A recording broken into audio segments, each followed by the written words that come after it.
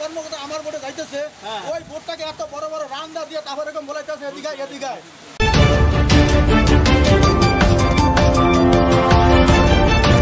আমরা শুনে আসলাম বরিশাল থেকে, আমরা এসবিটিভি থেকে আসছি। আপনি একটু সম্পূর্ণভাবে একটু ই করেন, এই বইটা বলেন। আমি এখান থেকে বোটিংয়ে যাচ্ছি, যাওয়ান দিচ্ছি আমার অন্য নৌকা দিয়ে বুঝলি আমি বোট থামাই তাইনি লাভ হয় বোটের মধ্যে আই আমার টাইম নিয়ে উঠে নিয়ে এখানে না কে কে পিটাইছে? মুখ খুলেছে আরো তাদের লোকজন ছিল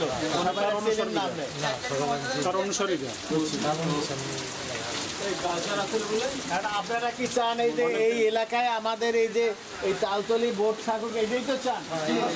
সরকারের কাছে আপনার উদ্যত আহ্বান যে এই বোট এখানে থাকবে, আগে এখানে ছিল এখানে থাকবে, সুন্দর মতন আপনারা চালাইবেন, তাই না? এখানে কোনো দালাল আসতে পারবে না, কোনো রকমের অপ্রীতিকর ঘটনা এটা রুখে দাঁড়াইতে চান আপনারা, তাই না? আপনারা ইউনো সাহেবের কাছে, বরিশালের ইউনো সাহেবের কাছেও উদাত্ত আহ্বান জানাচ্ছেন যে এইখানে গার্ডজানি থাকে এবং আপনারাই চালাইবেন, আপনারাই এর নেতৃত্বে থাকবেন, তাই না? এটা বাইরের লোক জানে, অন্য জায়গার লোক আইসা জানে এখানে টাকা কামাইতে না পারে।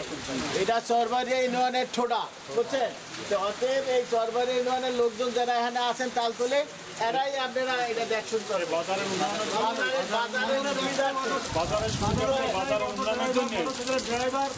এরাই আমাদেরকে এখানে আসে দিয়ে আনতে আমাদেরকে দেখাশোনা করবে। ঠিক আছে, আপনাদের এই জিনিসটা আমরা জাতির উদ্দেশ্যে এবং পরিবারের জন্য আমরা এটা প্রচার করবো।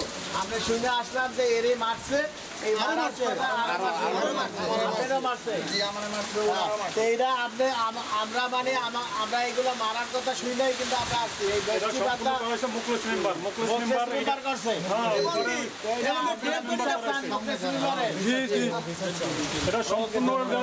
অমানুষিক কাজ করছে, ডেড বডিটা মতো ফেরত তারা দেয় না, এত অমানুষ কত খারাপ কাজ করছে। ডেড বডিটা নিয়ে যাইতে দেয় না, কেমন তোর মাথা সুতরাং নাম বলে নাম কি আমরা তোরা বলতে পারি? কারো চেনে না, কারো চেনে না, একটা মরা মানুষ, একটা মরা মানুষ, তার উপরে অত্যাচার।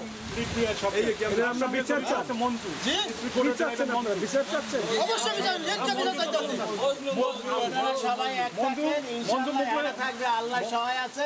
মঞ্জু টাকা দিয়ে আইডা ইনশাআল্লাহ ঘুষ খাওয়া একজন থানা নির্বাহী কর্মকর্তা যাইতেছে, ও কোটি টাকা খরচ করলেও কাজ হইবে না, এই এলাকায় থাকবে, এই এলাকার গান এই এলাকায় থাকবে।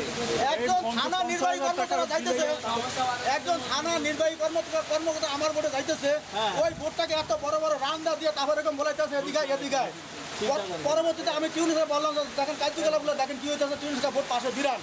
এই কথা করার পরে ভোট পাশে বিরাইছি, ওরা লাভ দিয়ে ভোট উঠছে। বর্তমান টিউনিসে জিজ্ঞাসা করলো তোমাদের কি সমস্যা, বলে যে স্যার আমাকে এখান দিয়ে নদী ভাঙ্গিয়া যায়। হ্যাঁ পরিচয় দিচ্ছে আমি টিউনু, আমাকে নদী ভাঙ্গা যায় গেছে।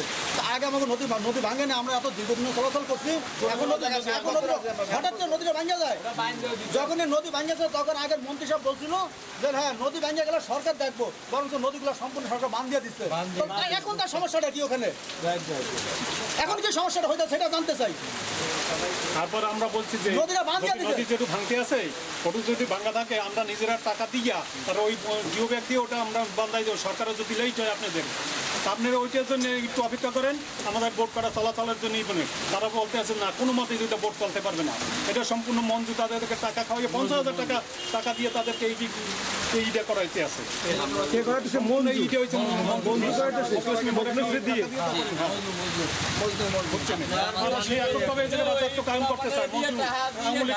আমলিকের নেতা হইয়া সেই জায়গায় তিনি এককভাবে রাজত্ব কায়েম করছে, এখন ওই সেই রাজত্ব কায়েম করতে চাই, সে এককভাবে ভোটটা চালাই যায়, 60টা ভোট এই জায়গায় পাঠাই দিয়েছিলেন।